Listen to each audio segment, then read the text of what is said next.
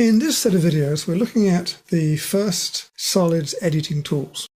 And we're working with the modified Solids toolbox. And let's open that up right now. If we look at the Solids toolbox, this is the one that we want. Modify Solids. So let's click on that and open it as a toolbox. And you'll see that there are quite a few tools on this toolbox. Most of them are fairly simple to use. And I'll be going through them fairly quickly. But I expect, of course, that you will want to try more and more examples so that you're fully conversant with these tools, because they are very important. Keep in mind that so far we've worked with Solids primitives for the most part, but now we need to edit those primitives into more sophisticated solids.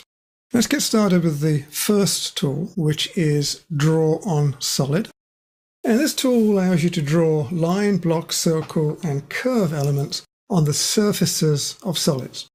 These 2D elements create faces on the solid and then can be used by the next tool, Modify Solid, to edit that solid. And the drawn elements are placed on the solid in standard drawing style. Partial lines or open curves placed on a face will automatically extend to the nearest edge. Curves can be projected onto a solid, and this is the tool that you'll use. It's called Imprint Curves. The Offset Edges option will copy the edges of a face, which is called the Loop method, or individual edges, called the Edges method, also onto the adjacent face.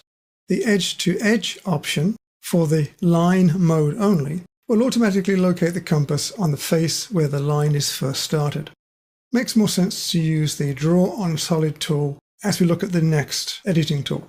So let's go there right away, and it's this tool here, which is the Modify Solid Entity tool.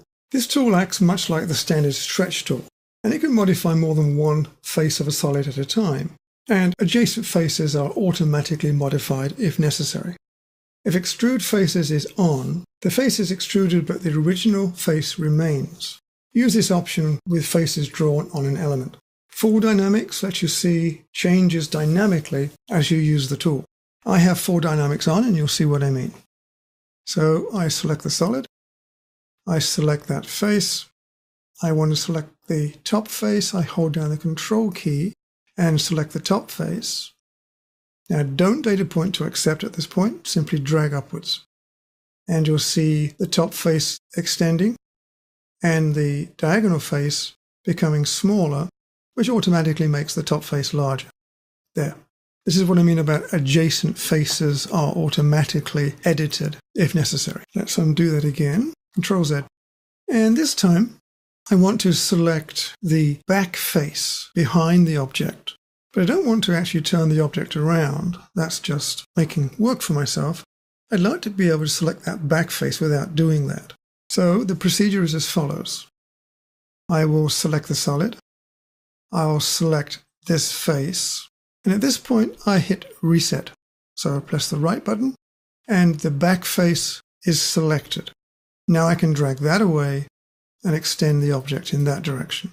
So it's entirely possible to select faces which you cannot see by first selecting a face in front of the face, resetting, which should, if all goes well, select the hidden face.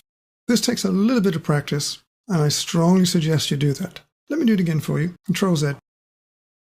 Let's select this vertical back face that we can't see here too. So I select the solid. I'll select the front here, data point on it. Now reset, and the back face is selected. Now I can move that backwards. So do try that, because it does save a lot of time. Now, if you have a really complicated object and you're having problems with this, then by all means rotate the view to see the faces that you want. Let's try a different example. Let's look at this one, which has curves. Let me show you what it looks like with rendering. Let's try the tool again. I'm still in faces here. Let's extend this curved face here. So we select the solid, and I select this face, and the compass is automatically in place, and I can drag this face outwards. I can also drag inwards, of course. Let's drag this one inwards. So select the solid, accept it, and right-click, and I select the back face, and I can pull that inwards, or outwards if I want. There. So again, it's that reset that selects that back face. So now it looks like that. And since you're using AccuDraw to supply that distance dimension, you can enter a distance value in AccuDraw for the face offset, or use the distance value in the tool settings window. It's also quite possible to snap to other elements for the distance value, but you need to think carefully about the drawing plane orientation and the snap points. Sometimes you'll see a note in the status line saying unable to move face. This is MicroStation telling you that the tool cannot do what you're asking it.